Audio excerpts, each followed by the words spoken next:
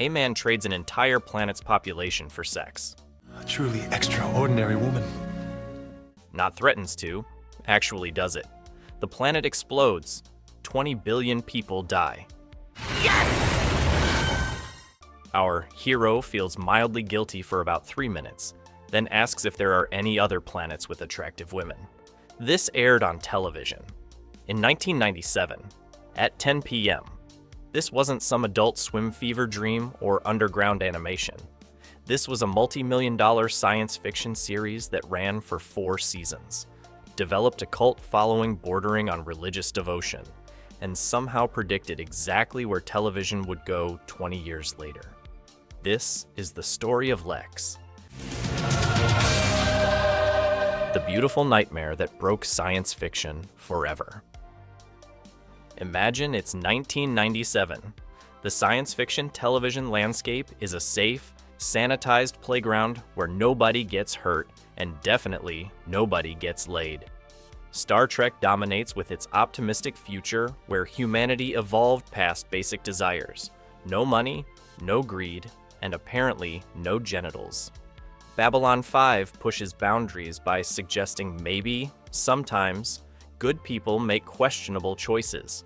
Revolutionary stuff. And most sci-fi still treats audiences like they're 12 years old, too fragile for actual human complexity. This was the beige age of science fiction. Space was clean, heroes were noble, sex happened off-screen during commercial breaks, if at all. Death meant a touching speech and maybe a single tear. The biggest controversy was whether Picard was better than Kirk. But in a converted Volvo plant in Halifax, Nova Scotia, something unprecedented was happening. 3 unknown writers, broke, desperate, and completely unaware of television's unwritten rules, were creating the anti-Star Trek.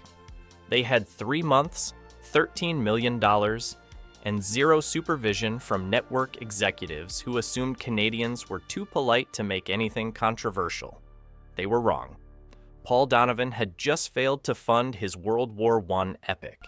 He was about to accidentally destroy television decency for the next 5 years. Paul Donovan's World War I film needed $35 million. He had exactly 0. So he did what any desperate filmmaker would do. Created a 5-minute demo about a security guard refusing ship docking clearance. That demo tape, featuring Stanley Tweedle saying no to the wrong people, would accidentally launch the most dangerous show in television history. When broadcast companies inexplicably showed interest, Donovan had a problem. Hollywood writers cost money, real money, the kind he'd just spent on a demo tape. So he turned to local Halifax talent, Lexx Gigeroff, who was doing odd acting jobs and eating ramen in an apartment so cold he wrote while wearing gloves. Jeffrey Hirschfield was 1 rejection letter away from quitting acting forever. These 3 would become the Supreme Beings, the creative trio who didn't know what you couldn't show on television. We literally wrote episodes in my freezing apartment, Gigeroff later admitted. We were typing with gloves on, surviving on instant noodles, creating plots about planet-destroying orgasms. The hunger hallucinations probably helped. The German co-producers approved scripts through Google Translate. They thought Love Slave was a translation error. The show Bible included the note, "Protagonist might destroy Earth for sex. This is not metaphorical." Somehow, everyone said yes. The casting call was insane. Wanted, actor to play cowardly security guard who accidentally commits genocide while trying to get laid. Must be sympathetic. Brian Downey, who'd worked with Donovan before, didn't just accept the role of Stanley Tweedle. He turned down a Star Trek recurring role for it. "Star Trek wanted me to play another noble officer," Downey said. "Lexx wanted me to be the worst person in the universe who somehow saves it. No contest. Stanley wasn't comic relief. He was every viewer's worst impulses holding the universe's most powerful weapon. Downey made cowardice an art form. When Stanley inevitably chose sex over saving billions, Downey made you understand why. Then came the love slave problem.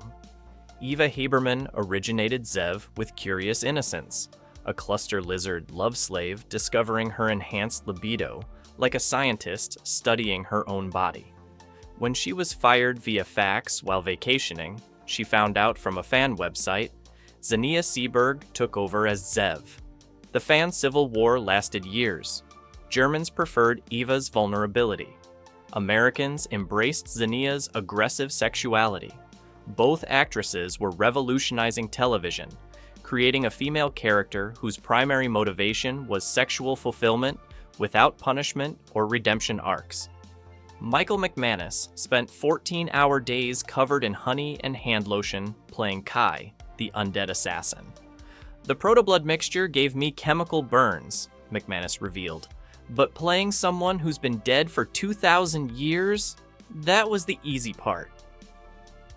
The pilot's first 10 minutes destroyed 30 years of television standards. By minute 5, we'd seen more nudity than Star Trek managed in 3 decades. By minute 10, our hero had accidentally helped commit genocide. By minute 15, a love slave was explaining her cluster lizard DNA while overtly propositioning a corpse. The Sci-Fi Channel executives who'd pre-bought the series sight unseen reportedly watched the first episode in complete silence, then asked legal if they could still back out. They couldn't. Love Grows became legendary for all the wrong reasons. Stanley literally trades a planet's inhabitants for sex, not metaphorically. The planet explodes. 20 billion die. Stanley rates the experience worth it. German audiences gave it their highest ratings. American censors required 17 edits and still buried it at 2 a.m. Then there was Eating Pattern, where the Lexx gets sexually aroused. Yes, the spaceship, a giant dragonfly that destroys planets, gets horny. The crew has to find it a mate or it'll die of frustration. They end up inside a massive organic structure that's basically a space brothel for sentient ships. One traumatized viewer posted, "I watched this with my parents. We haven't spoken about it in 20 years." Brigadoon was the musical episode. Yes, Lexx did a musical about the destruction of an insect civilization, with opera. Even hardcore fans pretend it doesn't exist, though it won a Gemini Award that nobody talks about. But the key changed everything. Our heroes literally destroy heaven and hell. Not metaphorical representations, the actual afterlife. They blow it up. Because Stanley was horny and Zev was bored. One fan forum moderator wrote, "I've watched this 47 times and still can't explain it to my therapist." The writers later admitted they'd write episodes based on whatever props they could afford that week.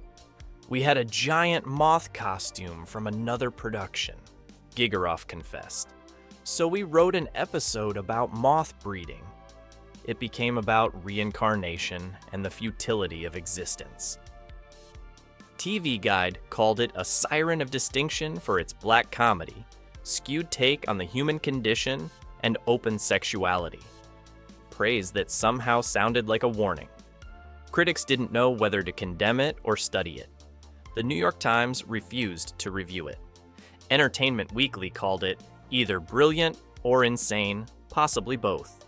German newspapers were writing philosophical essays about its Nietzschean themes, while American critics were still processing the nudity. The Sci-Fi Channel panicked. They renamed it Tales from a Parallel Universe, hoping nobody would notice what they'd bought. They buried it in what fans called pervert hours, midnight to 4 a.m. slots, usually reserved for softcore movies and penis enlargement infomercials. "We knew we'd made it when we got scheduled after Pleasure Beach Volleyball 3, Gigeroff joked. Programming directors kept moving it around the schedule like they were playing hot potato with a live grenade. Monday at 2 a.m., Friday at 3 a.m. One week it aired at 4:30 a.m. on a Tuesday. We used to joke that finding Lexx on TV was part of the viewing experience, one fan recalled. Like a scavenger hunt for insomniacs. But something unexpected happened in those late night hours. Insomniacs, stoners, and philosophy students discovered something extraordinary. Early internet forums exploded. Try explaining this show in a 1998 AOL chat room, one fan recalled. We sounded insane. There's this show where a dead guy and a lizard woman blow up God. People thought we were having collective hallucinations. The fan sites that emerged were unhinged. Lexplorations posted 10,000-word essays about protoblood symbolism. The Dark Zone created detailed timelines of a show that actively contradicted its own continuity. Someone built a Geocities page dedicated entirely to Stanley's hat. It got 50,000 visits. German audiences, meanwhile, were hosting academic conferences.